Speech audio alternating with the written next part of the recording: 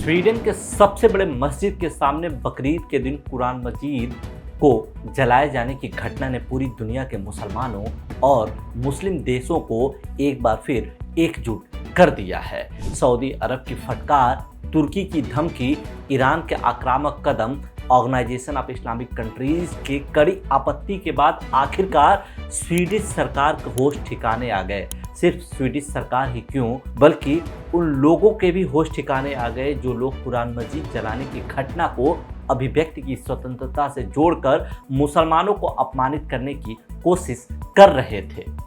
Swedish विदेश मंत्रालय ने बयान जारी करते हुए कहा कि स्वीडिश सरकार इस बात को पूरी तरह से जानती है कि स्वीडन में कुछ लोग इस्लामोफोबिया का शिकार होकर इस तरह की घृणित काम कर रहे हैं। हम इन हरकतों की कड़ी निंदा करते हैं। ये किसी भी तरह से स्वीडिश सरकार के विचारों को प्रदर्शित नहीं करता है। यह पूरा मामला पिछले सप्ताह का है, जब स्वीडन की राजधानी स्टॉकहोम की सबसे बड़ी मस्जिद स्टॉकहोम सेंट्रल मस्जिद के सामने बकरीद के मौके पर सलमान मोमिका नामक एक व्यक्ति ने कुरान मजीद की एक कॉपी का पहले अपमान किया, फिर आग के हवाले कर दिया। कुरान मजीद के अपमान की घटना ने पूरी दुनिया के मुसलमानों को आग बबूला कर दिया। इराक, ईरान, तुर्की, सऊदी अरब, जॉर्डन, फिलिस्तीन, बांग्लादेश, पाकिस्तान से लेकर दुनिया के कई मुस्लिम देशों ने स्वीडन के प्रोटेस्ट का बहिष्कार शुरू कर दिया। मामला यही शांत नहीं हुआ, बल्कि मुस्लिम देश स्वीडन से अपने राजदूतों को वापस बुलाने लगे। स्वीडन के राजदूतों को तलब कर उनके सामने आपत्ति जताई जाने लगी। दुनिया भर के मुसलमानों ने जगह जगह प्रदर्शन किया।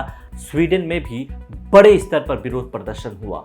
दुनिया के सबसे बड़े और शक्तिशाली संगठनों में शुमार ऑर्गेनाइजेशन ऑफ इस्लामिक कंट्रीज ने आपात बैठक बुलाकर बयान जारी करते हुए कहा कि यह घृणित कृत्य पवित्र कुरान और अन्य इस्लामिक मूल्यों, प्रतीकों और उनकी पवित्रता का उल्लंघन का प्रयास है। ओआईसी ने कहा कि सभी देश संयुक्त राष्ट्र के चार्टर के तहत सार्वभौमिक रूप से, यानी कि यूनिवर्सल रूप से सभी लोगों के लिए ह्यूमन राइट्स और मौलिक स्वतंत्रता को सुनिश्चित करें। कुरान मजीद जलाए जाने की घटना को लेकर पोप फ्रांसिस ने भी भारी नाराजगी जाहिर की है। उन्होंने कहा कि मुसलमानों की पवित्र किताब का अपमान देखकर उन्हें बेहद गुस्सा आया और निराशा महसूस हुई। किसी भी पवित्र किताब का सम्मान किया जाना चाहिए। अभिव्यक्ति की स्वतंत्रता का इस्तेमाल कभी भी दूसरों का तिरस्कार करने के साधन के रूप में नहीं किया जाना चाहिए। इसकी अनुमति देना अस्वीकार्य है। मैं इसकी कड़ी निंदा करता हूँ।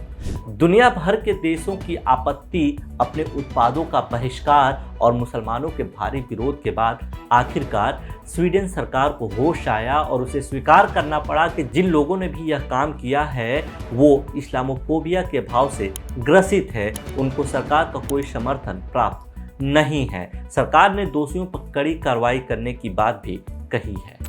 स्वीडिश सरकार द्वारा माफी मांगने और दोषियों पर कार्रवाई करने के आश्वासन के बाद भी फिलहाल मामला पूरी तरह ठंडा पड़ता हुआ नहीं दिख रहा है। अभी भी पूरी दुनिया के मुसलमानों में कुरान मजीद को जलाने वाले मामले को लेकर बेहद गुस्सा है।